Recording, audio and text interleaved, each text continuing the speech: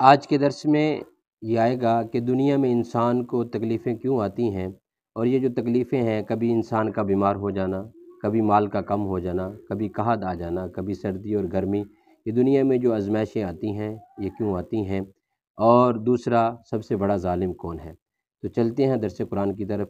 نحمدہ و نصلی علی رسولہ الکریم، اما بعد، اعوذ باللہ من الشیطان الرجیم، بسم اللہ الرحمن الرحیم۔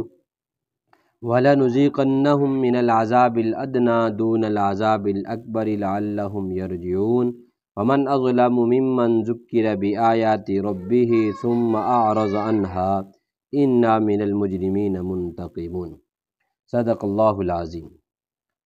ان آیات میں یہ سورۃ السجدہ کی 21ویں اور 22ویں آیت ہے۔ اللہ تعالیٰ فرماتے ہیں وَلَنُذِيقَنَّهُم مِّنَ الْعَذَابِ الْأَدْنَىٰ، البتہ ہم ضرور چکھائیں گے تھوڑا سا عذاب، دون العذاب الاکبر، بڑے عذاب سے پہلے۔ چھوٹا سا عذاب بڑے عذاب سے پہلے، یعنی کہ ادنا عذاب بڑے عذاب سے پہلے۔ کیوں سکھائیں گے؟ فرمایا لعلہم یرجعون، تاکہ وہ لوٹیں۔ اس آیت سے پتہ چلتا ہے کہ انسان کو جو اللہ تعالیٰ کبھی تکلیف دیتے ہیں، کبھی کوئی آزمائش آتی ہے، کبھی انسان بیمار ہو گیا، سخت بیمار ہو گیا، اور کبھی انسان جو ہے مال کم ہو گیا، کبھی کسی اور آزمائش میں پکڑا گیا۔ یہ سردی اور گرمی کا آنا بھی مفسرین نے لکھا ہے یہ بھی آزمائشوں میں سے ہے۔ یہ کیوں آتی ہیں کہ اللہ تعالیٰ اپنے بندے کے پاس تکلیف کو بھیجتا ہے تاکہ یہ میرا بندہ گناہوں سے بچ جائے، تاکہ یہ میرا بندہ شرک سے بچ جائے، تاکہ یہ میرا بندہ جو ہے یہ رسومات سے بچ جائے، تاکہ یہ میرا بندہ ظلم کرنے سے بچ جائے، یہ کفر و شرک سے بچتا ہوا، گناہوں سے بچتا ہوا میری طرف لوٹ آئے اور میرے پاس آ جائے۔ تو یہ اللہ تعالیٰ کیا فرماتے ہیں وَلَنُذِيقَنَّهُمْ، البتہ ہم ضرور چکھائیں گے، من العذاب الادنیٰ، تھوڑا سا عذاب کا حصہ، چھوٹا عذاب، دون العذاب الاکبر، بڑے عذاب سے پہلے۔ کیوں چکھائیں گے؟ لعلہم یرجعون، تاکہ وہ لوٹ آئے۔ تو اس لیے یہ جو دنیا میں آزمائشیں آتی ہیں اس کو ان مسلمان کو چاہیے صبر سے سہ جائے، سہے اور اللہ تعالیٰ کا شکر گزار بندہ بن جائے، اللہ کی طرف لوٹ آئے۔ یہ اللہ تعالیٰ جھنجھوڑتے ہیں کہ میرا بندہ میری طرف آ جائے۔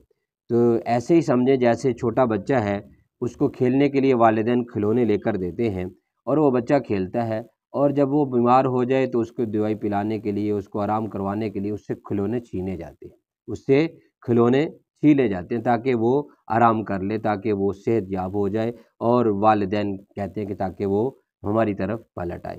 تو اس لیے اللہ تعالیٰ بھی آزمائشیں اس لیے دیتے ہیں، تکلیفیں اس لیے آتی ہیں۔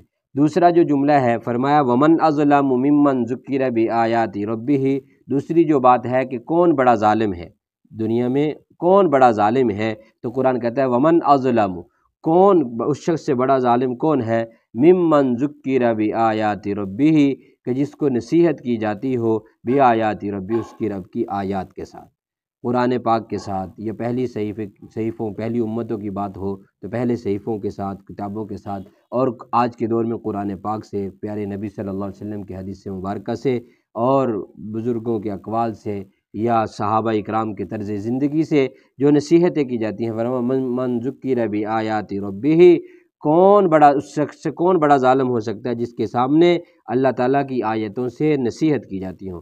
ذکرہ کے بارے میں مفسرین فرماتے ہیں ذکرہ ایسا لفظ ہے کہ جس کے بارے میں آتا ہے کہ بار بار آیات کے اللہ تعالیٰ کی نشانیوں کے ساتھ نصیحت کی جاتی ہے، بار بار نصیحت اللہ تعالیٰ فرما رہے ہیں، اللہ تعالیٰ اپنی طرف بلا رہے ہیں، اور یہ بار بار جو نصیحتیں علماء واعظین کر رہے ہیں، قرآن سنا رہے ہیں اور حدیث مبارکہ سنا رہے ہیں، تو اس سے مراد یہ ہے۔ اور وہ پھر ثم اعرض عنہا، جب آیات پڑھی جاتی ہیں، آیات سے نصیحت کی جاتی ہے تو پھر اسے اعراض کرتا ہے۔ تو اس سے اعراض کرنا، اللہ تعالیٰ فرماتے ہیں اگر وہ اس سے اعراض کرتا ہے تو یہ بڑا ظالم ہے۔ انا من المجرمین منتقمون، اللہ تعالیٰ فرماتے بے شک ہم مجرموں سے انتقام لینے والے ہیں۔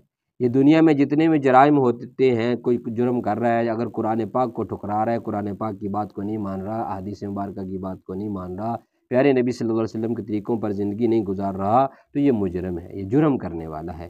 تو اللہ تعالیٰ ہم سب کو ان جرموں سے بچنے کی توفیق عطا فرمائے، اور یہ چھوٹی موٹی جو مصیبتیں آئیں اس کو سہ کر اللہ تعالیٰ کا شکر ادا کرنے والا بننے کی توفیق عطا فرمائے، اور ہم اللہ تعالیٰ کے آگے جھکنے والے بن جائیں۔ اللہ تعالیٰ کی فرمانبرداری کرنے والے بن جائیں، اور یہ جو دوسری آیت میں حکم ہے قرآن کو ٹھکرا کر، قرآنی آیات کی نصیحت کو ٹھکرا کر بڑا ظالم بننے سے بچیں۔ اللہ تعالیٰ ہمیں اپنے حفظ و امان میں رکھے اور قرآن پاک کے درس کے ساتھ جڑنے کی توفیق عطا فرمائے۔ اور یہ ہمارا درس کا جو سلسلہ پہلے سنتے رہے ہیں، یہ ہم آڈیو میں جو قرآن پاک کا درس ہمارا مسجد میں ہوتا تھا اس میں سے مس ہوئے تو یہ درس قرآن کا سلسلہ شروع کیا ہے۔ یہ جو درس رہتے ہیں ہم انشاءاللہ اس کو ویڈیو میں آپ کو سنائیں گے۔ اللہ تعالیٰ ہم سب کو قرآن سمجھنے والا بنائے۔